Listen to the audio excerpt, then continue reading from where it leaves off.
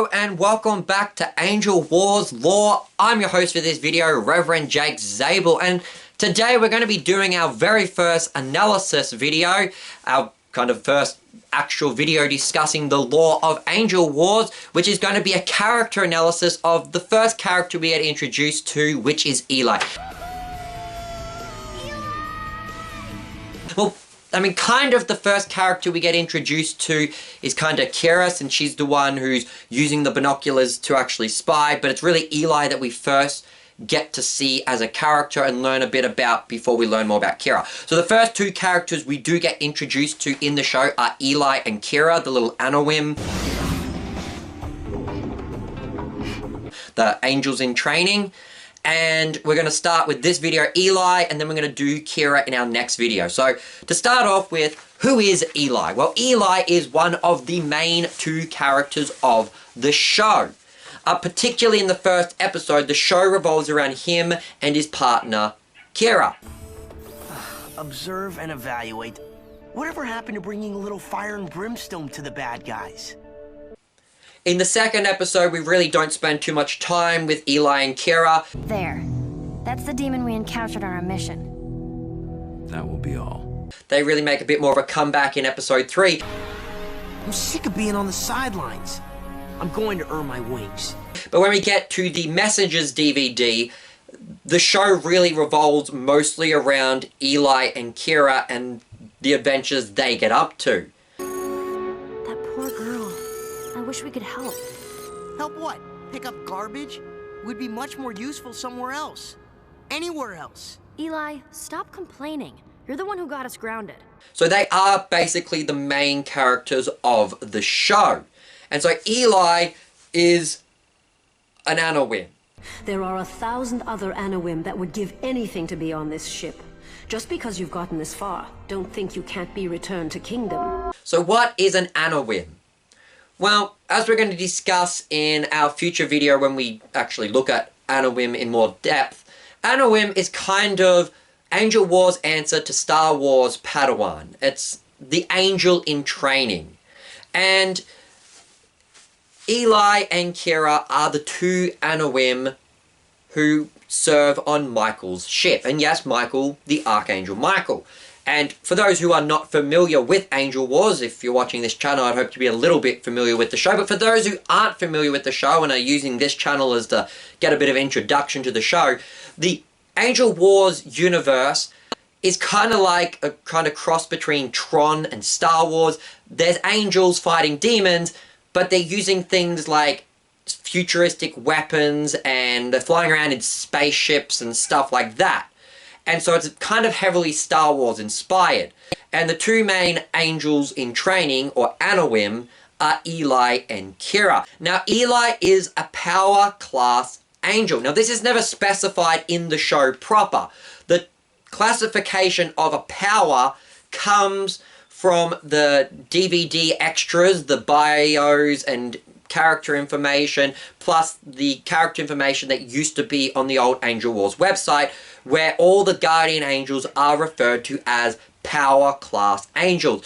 Powers being one of the 9 choirs of angels in the traditional church angelology.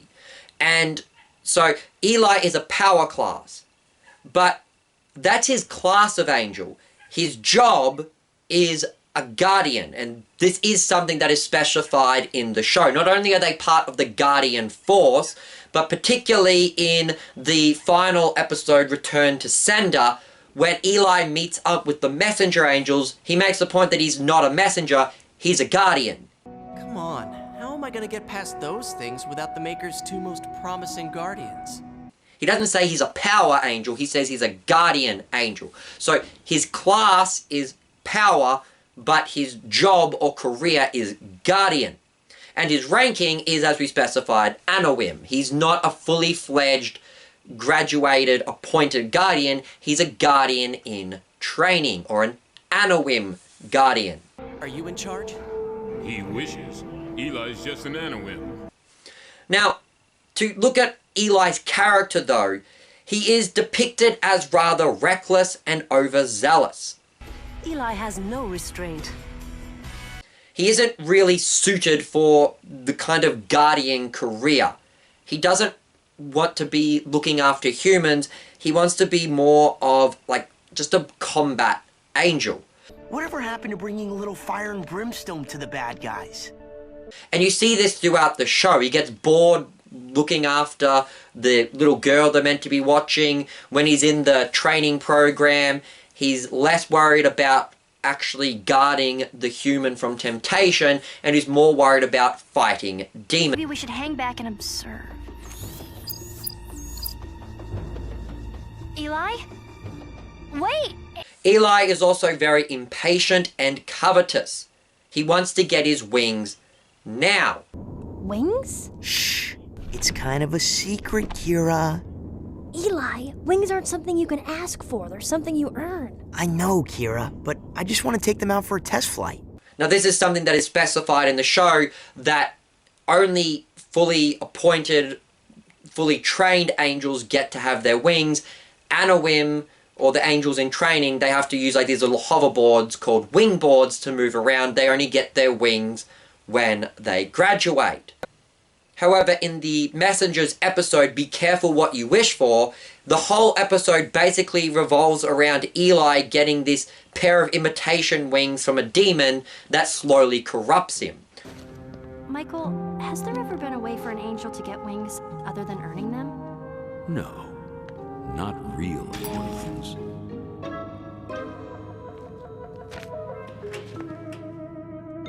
Could someone make wings? If you're referring to imitation wings, I suppose it's possible, but not worth the effort. So, Eli is zealous and covetous, and he really wants those wings, even if it means falling into sin. Which is something also, if you're not familiar with the show, the angels in the show are not perfect beings that can never fall. They're much more like humans and have emotions and personalities and can even sin and do wrong things. This is not in agreement with scripture. It's just something that's a little bit of fun for the TV show. Now, Eli is also rather arrogant. He's very boastful. Yes, he is highly skilled. He is a very good fighter. But he's also kind of prideful and arrogant. He thinks too highly of himself. Something else that can be seen in Be Careful What You Wish For. Wait, but aren't you going to commend me for my superior performance? I think you commended yourself just fine, Eli. When he is trying to get praise and glory from all his peers, he's bragging about all the good he's done. He lashes out at Kira that she'd never be as good as he is. And so he's a very prideful, arrogant being as well. So Eli is a very flawed character throughout the show. You presume to think you could ever be as great an angel as I? I mean, the fact, though, that he is on Michael's ship, which seems to be the best of all the Guardian ships. There are 1,000 other Anowim that would give anything to be on this ship. Does demonstrate that Eli does have actual high level of skill. This is demonstrated throughout the show that he does have a good level of combat abilities. However, Eli relies too much on his natural talent. Eli is very impatient and lazy when it comes to putting in the time to learn new skills, and this is most evident in the Messengers episode, Some Sound Advice, where he doesn't want to learn the trumpet because he's not good at it right away. Due to his arrogance, Eli also prefers to work alone, and this is seen a number of times throughout the show, particularly in Be Careful What You Wish For, and also in Sticking Together, where he goes his own way. I'm not engaging. I'm following. I'm not backing you up. Fine. Stay here and babysit. I will. Though the show repeatedly demonstrates, particularly in the episode Sticking Together, that he really needs Kira's help, and the two of them work better as a team. Now, as for the weapons and gadgets of Eli, Eli's weapon of choice is his katana. He also uses this alongside his DRP to create holograms of himself, a technique which is only ever displayed in the very first episode, About Face. Eli is also shown to play the trumpet, although not very well.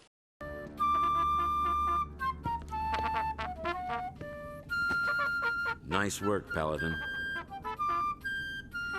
Paladin. What did you say? As for transport, Eli is an Anowim, and as I said, he doesn't get his wings, so he flies around on this hoverboard-like thing called a wingboard. Though he does get this fake pair of wings in the Be Careful What You Wish For episode. Also, in the episode 3, Grace and Glory, Eli is ordered to man the Seven's lower gun turrets. Also, in the second Drawing with Dan, which is a bonus feature on the DVDs, there is this small non-canon animation scene where Eli asserts that he is now the commanding officer of the Seven. Greetings, good people of Earth. This is Eli, commanding officer of the Seven. This non-canon scene takes place somewhere between episode 2 and episode 3. And Eli states that since Michael is gone and Ariana is missing and that Swift is in the infirmary and Paladin is off having lunch, that leaves Eli in charge, to which Kira refutes him and ignores him. In episode 3, Grace and Glory, Eli is seen to man the gun turrets alongside the prisoner Q, but Kira is left in charge to actually pilot the Seven. This does demonstrate that out of the two of them, if they were left in charge of the Seven, it would be Kira and not Eli who would be given this leadership position. And that's basically everything I can say for Eli in this video. I've been your host, Reverend Jake Zabel. Goodbye and God bless. And that, Kira, is how a commanding officer delegates. You're so delusional. Careful! There are 1,000 other Anawim that would love to be on this ship.